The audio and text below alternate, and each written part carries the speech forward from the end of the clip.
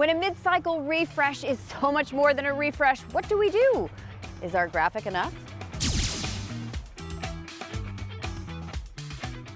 Well, we're on a budget, so even though this Hyundai Santa Fe gets more than what we'd normally call mere mid-cycle updates, that's what it gets. Starting with the obvious, the front end of the Santa Fe looks different.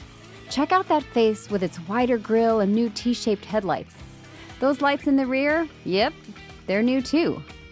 There are some new character lines chiseled into the hood and the profile as well. For my money, they've added a bit more panache to it already decent looking SUV. So far, we're off to a pretty good start. Now the interior also got a bit of a zhuzh. Let's start with this floating console. Ooh. The mechanical shifter is gone, replaced by a shift-by-wire push-button setup. More space for storage up front now.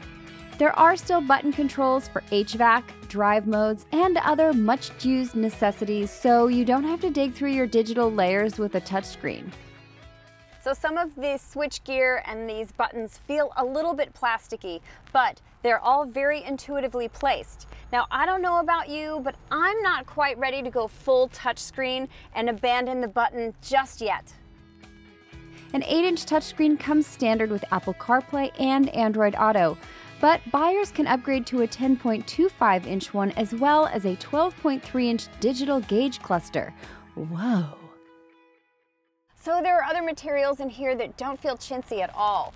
There's nice leather, there's real stitching, there are soft touch points for your elbows. We all know how Micah gets about his little sensitive elbows. Overall, the interior looks pretty styling.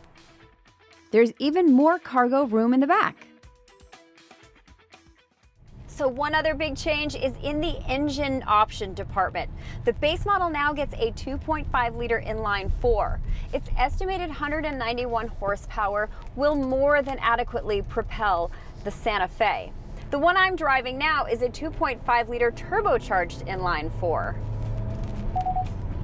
Whee! A turbocharged version of that 2.5-liter is also available. Hybrid and plug-in hybrid versions of the Santa Fe are coming fast on the gas engine's heels. Both of those new gas engines are quicker and more efficient at the gas pump. So all of those gas mileage numbers are estimated, but they're all improved over last year. Helping out in that department is an 8-speed transmission on the naturally aspirated engine and a dual-clutch 8-speed transmission that's all new on this turbo version. Since the Santa Fe sits on a new platform, the ride feels improved. It's lighter and more rigid, which makes for better stability and balance. I had no issues with the ride before, but now it feels even more sure-footed at speed, especially around turns. So I've always enjoyed the driving experience of the Hyundai Santa Fe, and now it just feels even better. The steering does not feel over mechanically assisted to me, and they've put in a new braking system, which has larger rotors and helps with improved stopping power. It's also quieter in the cabin, which only enhances that drive experience. Once again, Hyundai has upped the ante. It's just now they're doing it in the mid-size 2-row crossover segment. Yes, everybody else, look in your rearview mirror or over your shoulder. They're right there.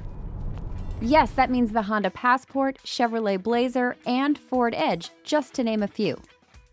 The Santa Fe gets upgraded driver assistance features as well with this refresh. Forward collision warning, lane keep assist, and adaptive cruise control all come standard.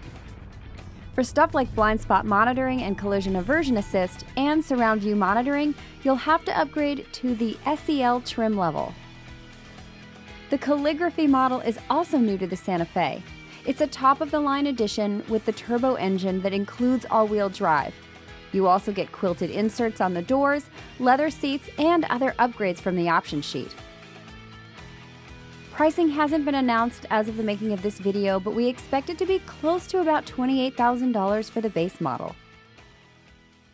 So now the Hyundai Santa Fe looks better, it drives better, it connects to and protects its drivers better.